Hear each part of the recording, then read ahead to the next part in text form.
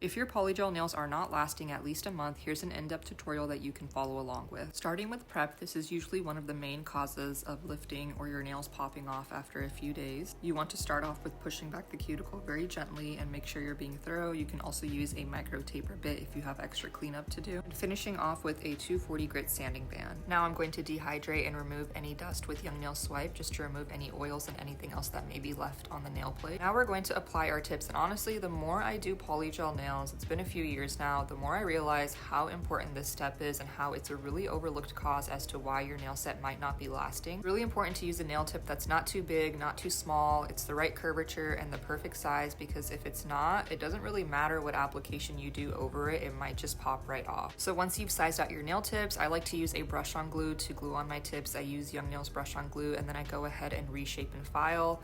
I also like to remove the shine from the plastic nail tips. I think it does give your nail tips another kind of anchor for your polygel and base coat to stick to. Again, this is meant to be an in-depth tutorial with a variety of things that you can try if you can't quite pinpoint what's affecting your retention. After dusting off with alcohol, I'm going to go ahead and apply my primer, which is Young Nails Protein Bond, and apply my gel base coat. Another really important step, I like to apply it to the entire nail. You want to fully cure in your lamp and do not remove the sticky layer. Now I'm getting my slip solution ready and my polygel brush, which is from my brand. I like to use 70% isopropyl alcohol. Another reason your nails might not be lasting is if you're using too much liquid. You don't want your brush to be overly saturated. You don't want it to be super dry either. Something in the middle usually works pretty well. You just want to use enough liquid to mold the polygel. It's also important to invest in a high quality polygel. I've used a lot of brands in the past that have issues with the product fully curing or other issues with consistency. These colors are from my brand, and you can shop through the link in my bio.